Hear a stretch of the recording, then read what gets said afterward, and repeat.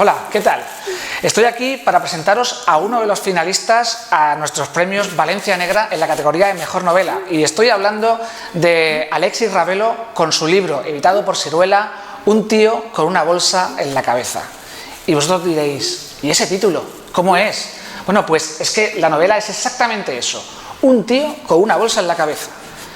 En lugar de un misterio de habitación cerrada, Alexis Ravelo nos propone, bueno, pues un viaje, un tour de force narrativo en el cual la excusa de un tipo que se descubre, que es el alcalde de un pueblo inventado de Canarias, que se descubre asfixiándose, intentando saber por qué se encuentra en esta situación, nos va a servir para conocer toda su vida y también para conocer, de otra manera, la historia de la corrupción política en nuestro país, de una manera tremendamente interesante y brillante.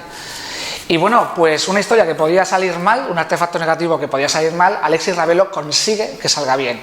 Entonces, bueno, esta es la novela y si os ha gustado Un tío con una bolsa en la cabeza, ya sabéis, entrad en la web de Valencia Negra y votad por ella.